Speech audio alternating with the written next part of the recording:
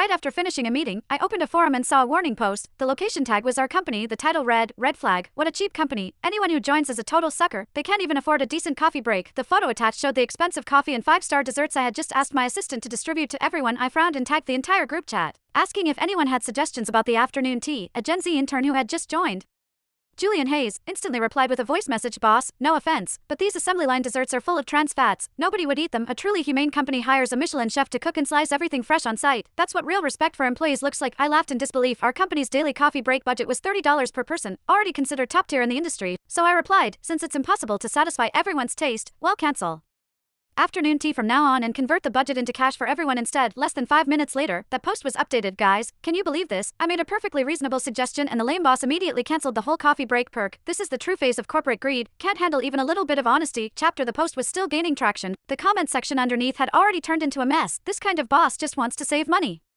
and is looking for an excuse. Convert it to cash. Yeah right, that's just empty promises. ITLL never show up on the paycheck. Hey pal, run while you can. A company that can't handle honest feedback has no future. Julian Hayes was all over the comment section, replying to nearly every comment. Exactly, I'm just an intern. I only made the suggestion for everyone's benefit, and now the boss is targeting me. This is seriously unfair. I tapped on Julian's profile picture.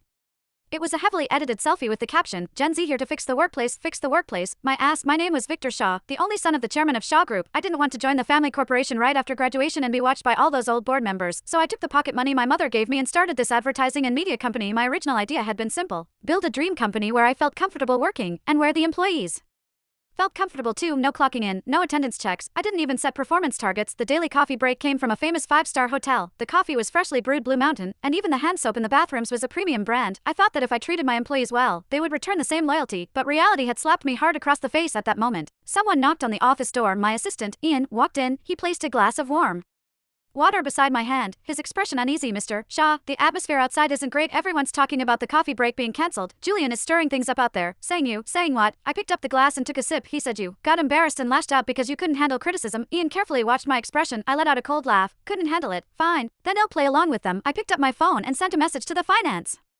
director. "Redo this month's payroll, convert the coffee break budget into cash, update this month's payroll, add $660 per person as a monthly payment, label it coffee break stipend, make sure it's included in tomorrow's paychecks." After sending the message, I stood up and looked outside through the slats of the blinds. In the open office area, Julian was holding his phone while fixing his hair. With 3 or 4 senior employees gathered around him, I recognized every one of them. One was Maggie from the design department. She had been here for 2 years. Her work was mediocre, but she was obedient. She had 2 kids at home, and I had personally approved an extra $400 each month as a childcare allowance. Another was Daniel from the copywriting team, 35 years old, divorced with a child. When he first came to me, his eyes were red as he begged for a job. I had softened and kept him, and I took care of him more than once since then.